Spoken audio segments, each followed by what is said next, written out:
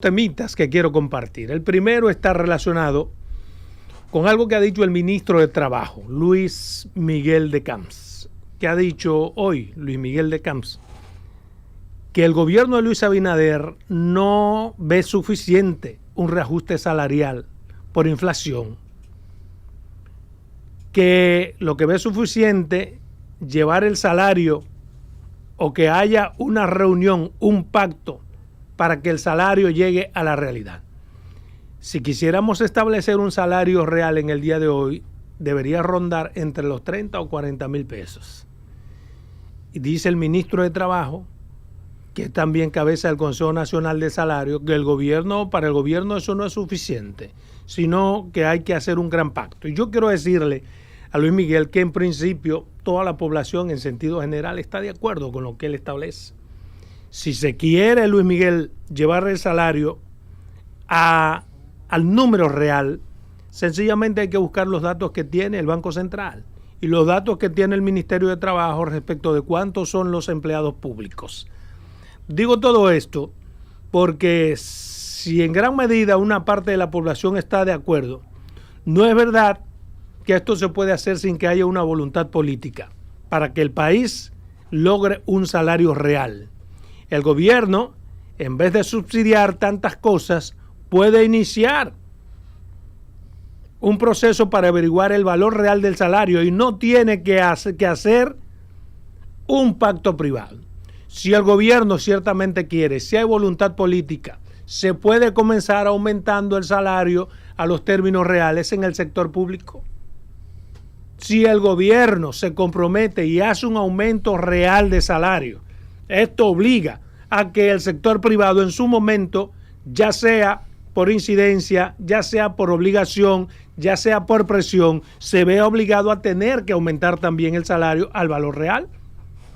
O sea, no es necesario que hagamos un pacto nacional para hablar de un aumento de salario, sobre todo porque usted, que es la autoridad, reconoce que el gobierno de Luis Abinader no se conforma con un aumento de salario, sino que tiene que llevar los salarios al nivel real. Está admitiendo que los salarios no están en el nivel real y es obligación del gobierno ponerlo en el nivel real, lo cual no se ha hecho durante 20 años. Y si no se ha hecho en los últimos 20 años, no es verdad que se va a hacer convocando una cumbre de salario al sector privado para buscar un salario real. Yo insisto en que si se quiere, el gobierno está en la posibilidad y tiene las condiciones políticas para hacer un aumento de salario y llevar el salario al valor real. E insisto en que esto obligaría a que el sector privado, en su momento, por presión, por obligación, por demanda popular, por lo que sea, tenga también que hacer el aumento. Si nos ponemos a esperar una cumbre, eso sería total y absolutamente politiquero, sobre todo porque estamos en un año preelectoral. Nos pasaríamos el año entero debatiendo el sector privado, el sector del gobierno, los empresarios, los sindicalistas respecto de un aumento que queremos. Y no lograríamos absolutamente nada. Lo que usted quiere que dure el sueño eterno en este país, mándelo a una cumbre o mándelo a una comisión ampliada. Todo eso pasa cuando no se quiere una realidad. Pero si queremos realmente un aumento de salario adecuado a los tiempos, que comience el gobierno, que dé connotación de voluntad política y lleve los salarios de los empleados públicos al salario real, con los datos que le da el Banco Central. E insisto, entonces los del sector privado se verán obligados por default, por transitivo carácter, por obligación, por dignidad o por lo que usted quiera de hacer ese aumento de salario. Yo pienso, Adolfo, que eso es posible. Sin embargo, yo dudo que el gobierno, cualquiera que sea, quiera echarse eso, porque eso va a crear un problema. Eso le crea un problema, quiera uno o no, con el sector empresarial. Eso le crea un problema porque ellos lo pueden ver como una forma unilateral. Y recuerda que como quiera que sea, los empresarios son los que producen la mayoría de la creación de empleo. ¿Y para qué el gobierno? Siempre ¿Para han los amenazado empresarios o para la población? Bueno, pero el problema es que el gobierno solamente maneja empleados públicos. Pero ¿Y que tú me has oído que yo estoy diciendo? El gobierno que aumente el salario público. El público, que es el que él puede. ¿Y eso qué hace? Sí, presiona pero fíjate, a que los empleados tengan que aumentar. Imagínate tú que el empresariado se pare en dos patas y diga que ellos no pueden. Que ellos no pueden. Que si ellos van a hacer eso, entonces ellos tienen que reducir el personal a la mitad o un 25%. ¿Quién ya tiene la presión? Bueno, le crea un problema al gobierno, al que sea de turno. Le crea un problema, ¿eh? Le crea un problema. O le crea un problema al sector empresarial. Porque ¿a quién es que va a tener de frente el sector empresarial? A los empleados del sector privado, que van a decir, Adolfo, pero venga acá, señor empresario, usted está ganando tanto y tanto y tanto, y mire cómo el señor gobierno... Pero eso es correcto, pero el asunto es que al final los problemas a quien se le traducen es al Estado dominicano. ¿Al Estado? Sí, por ejemplo, una empresa deja 1,000 personas sin trabajo. Oye, esas 1,000 personas al Estado que le van a sobrecargar. Eso es una premisa que se ha utilizado de manera recurrente, que no necesariamente se aplica así. ¿Por qué? Porque no es verdad que hay que votar a los empleados. Ninguna empresa... Esa amenaza que hacen el empresariado. Bueno, pero una cosa es que amenacen con carabina vacía y otra cosa es la realidad. ¿Por qué te lo digo? Ninguna empresa hoy en día se da el lujo de tener empleados de más. Eso solamente ocurre en el Estado. Lo que implica que para que una empresa funcione, está trabajando con el mínimo de empleados para que sus emolumentos, sus ganancias, reditúen a la mayor tasa posible. ¿Entiendes? O sea, eso es fríamente calculado. No es verdad que lo van a reducir a la mitad. No es verdad. Te digo que sí podría reducirse y no necesariamente a la mitad. Las ganancias que tienen los dueños de las empresas. Mira, y se traducen en beneficio para los empleados. Adolfo, yo entendí perfectamente el enfoque que tú le das a lo desenfocado que estuvo, corrígeme si a tiempo si meto la pata, a lo desenfocado que estuvo el abordaje que le dio el ministro de Trabajo.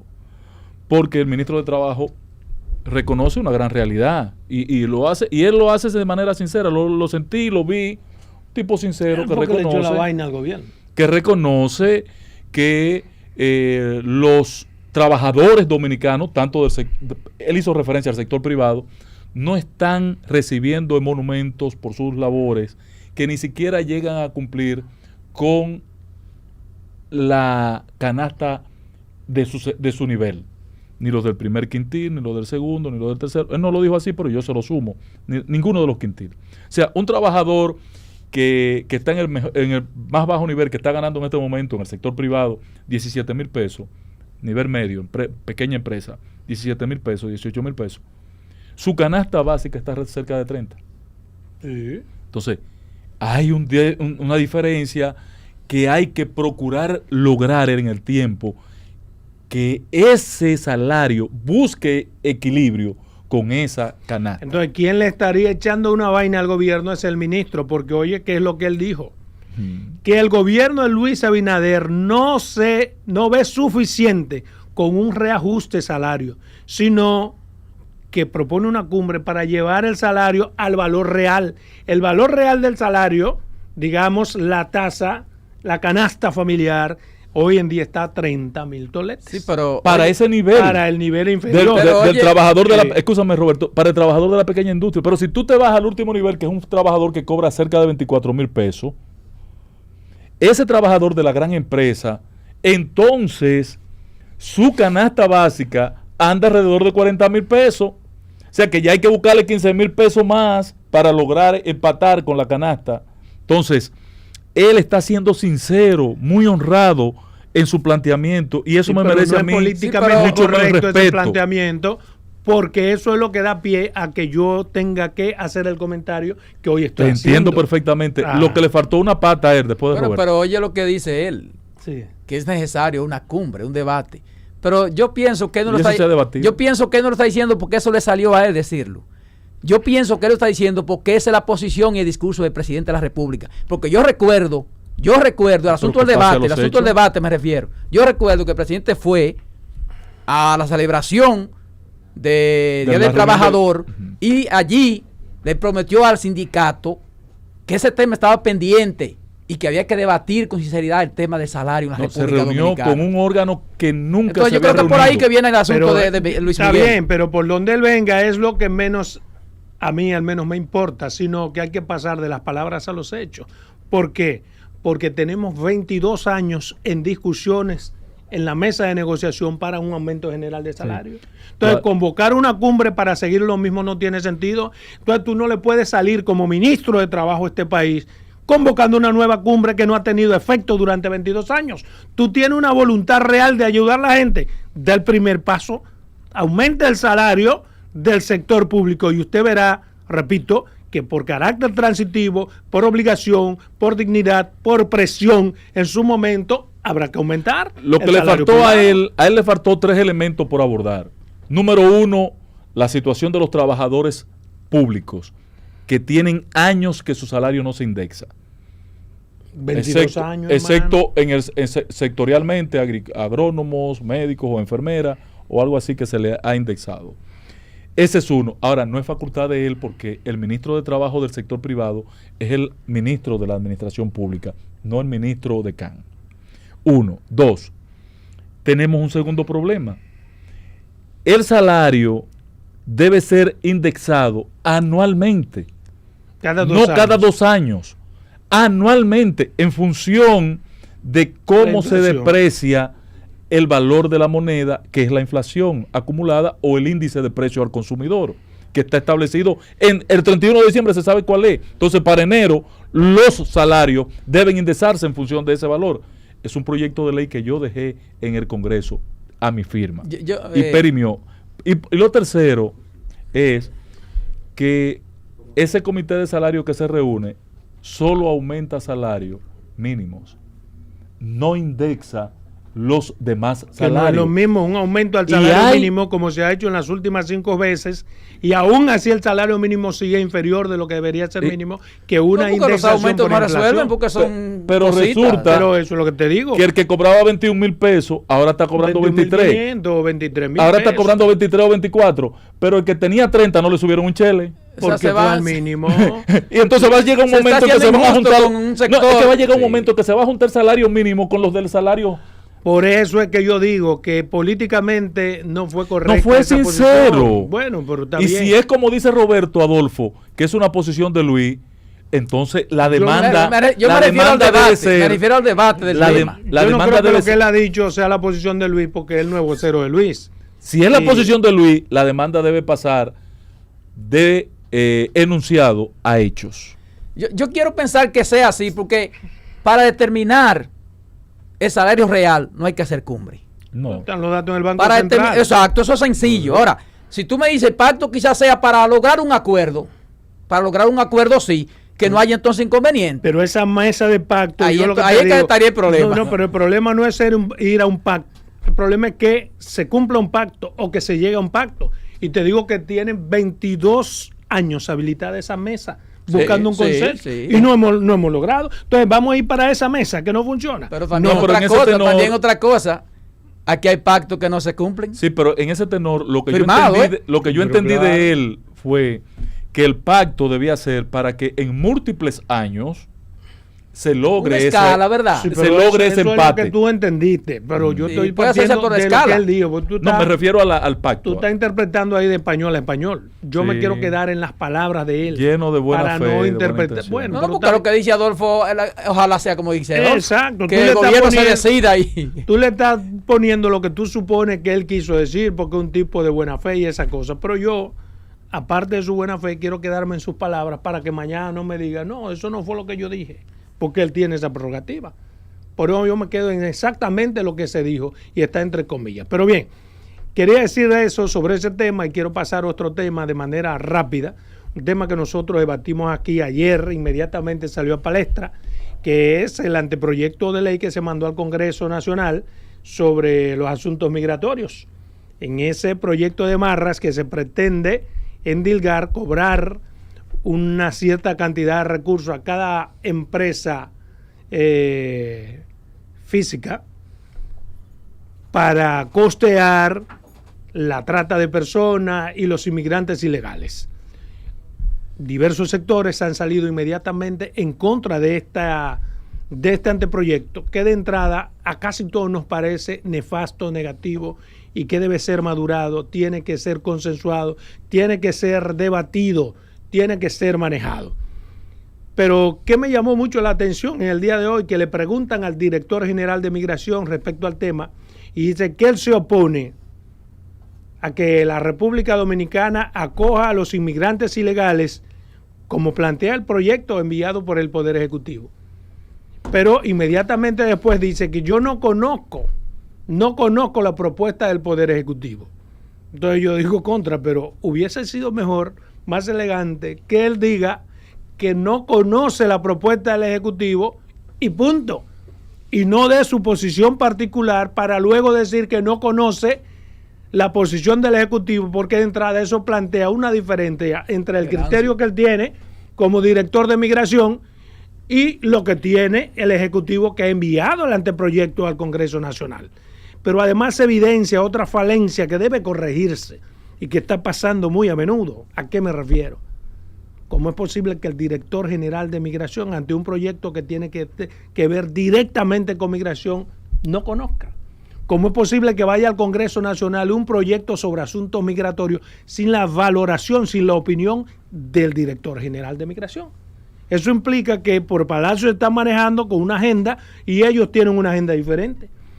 No me invento lo que digo. Digo esto a partir de lo que ha dicho el director general de Migración. Yo no conozco ese proyecto. Y el proyecto ya está en el Congreso Nacional. Consecuentemente, quiero pensar que si no lo conoce es porque no lo vio. Y si no lo conoce, aún habiéndoselo mandado, no puede ser director general de Migración. ¿Qué tiempo tiene Venancio ya ahí? Como 7, 8 meses. O sea, el proyecto se envió ya estando de la... No, claro, se envió esta semana. En diciembre. O sea, 12 de diciembre eso que llegó cuando estábamos todos borrachos. Eso es grave, que un director de Migración no conozca un proyecto. Mira lo que pasa, Adolfo y Roberto. En el tema migración, parece que también en otros aspectos del gobierno no hay coordinación en el gobierno internamente. ¿Ustedes recuerdan el caso de los carnés que estaban dando en Montecristi? En Dajabón, perdón. ¿Ustedes recuerdan? Sí, claro. Yo llamé de aquí al lado tuyo a un viceministro después que tú hiciste tu exposición. Yo llamé a un viceministro. Nosotros no sabemos de eso. No sabía nada de eso. No salían de eso. No sabían de eso. Estaba haciendo la senadora. Y lo estaban haciendo por su cuenta. Pero el jefe de eso es Interior y Policía a través de un viceministro encargado de las políticas migratorias. Entonces, la Dirección de Migración es una dependencia de Interior y Policía. Entonces, no es posible que estén andando por su cuenta sin que haya una coordinación. Cuando tú dices aquí que el Poder Ejecutivo, la oficina del Presidente de la República, mandó un proyecto a el Congreso y que su gabinete de políticas migratorias lo desconoce, coño, ven acá la cosa anda mal. Exacto. Pero oye lo peor, hermano Adolfo, porque tú no viste en la televisión hoy el desastre. Eduardo Estrella. De eso quiero hablar. Que hay cosas que se han dicho, como lo que ha dicho, por ejemplo, el presidente del Senado, Eduardo Estrella. Dijo que ellos están dispuestos a sedaciar, a consensuar, a buscar todas las opiniones de todos los diferentes sectores. Bueno, eso él es presidente del Senado y ante él llegó el proyecto. Él no tiene otra cosa que decir que no sea esa. Y es incluso su responsabilidad como presidente del Senado. Pero el Ejecutivo también pudo haberse evitado grandes cosas de esas, sedaceándolo antes de llevarlo, consultándolo con diferentes sectores. Una vez está en el Congreso, ya tiene la opinión, no es que hay que hacerlo como ningún sector. Hay que hacerlo como se determine que es factible al interés general de la nación. Que eso es lo que debe primar. Cada vez que a mí me vienen con ese disparate de que no, que los diferentes sectores, aquí los diferentes sectores tienen sus propios intereses. Aquí lo único que importa es que todo lo que se haga tomando en cuenta el interés general de la nación. Es un Estado libre, abierto, democrático y representativo como el nuestro. Bueno, pero precisamente, Adolfo, cuando se consulta con los diferentes sectores, no es que se base las cosas como digan los sectores, es precisamente para evitar eso.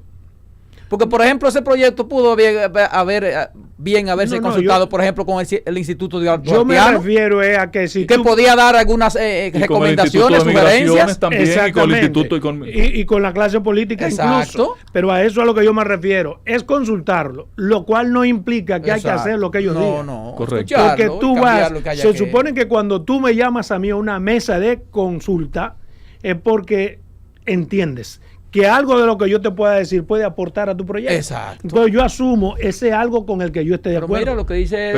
Pero Eduardo claro. Estrella, hoy, que trató de sacar la metida de pata que dio el Poder Ejecutivo, lo que hizo fue enterrarlo más. ¿Y con qué? No, Claro. porque que Eduardo no tiene. ¿Qué, no- qué tú esperabas que diga Eduardo? Eduardo no puede decir otra cosa. Vamos a ver cómo tú lo Ahora Eduardo no desenterras. puede Claro. decir, no se va a modificar nada. Vamos a ver No, cómo tú lo cla- desenterrabas. Claro, ¿Cómo? anunciando allí Ajá, que ante las protestas que ha generado este proyecto, ajá. el presidente estaba decidiendo retirar del Pero Congreso ese ¿cómo es? proyecto. ¿Y Pero qué es lo ¿cómo que lo va a decir? Espérate, ¿qué es lo Porque, que? Pero óyeme. escúchame, espérate. ¿Qué es lo que es Eduardo? Eduardo no ¿Presidente puede del asumir esa Senado presión. o vocero del presidente? Bueno, no sé, yo no Bueno, sé qué, pero yo no eso sé es. lo que es él. Tú no Pero puedes Ángel, tú pedirle a sabes que Eduardo, yo no no sé puede lo asumir que esa es. Tú no posición, sabes. Eduardo. No, yo no Ok, sé lo que está es bien, él. tú no ¿Tú sabes sabes. lo que es él? Sí, Sí, pero tú sabes presidente que- del Senado de la Pero República. es que ningún presidente Y se- del Senado puede y hacer se tomar una comporta como decisión él. así. Sí, ¿Cómo para eso? mí se comporta como un presidentazo Sí, pero- del Senado de la República. Pero con un Para mí. proyecto, No, no, con un pues está proyecto bien, que ya, llegue no del digo Poder más. Ejecutivo, ningún presidente de un Senado puede asumir una posición así, por Óyeme,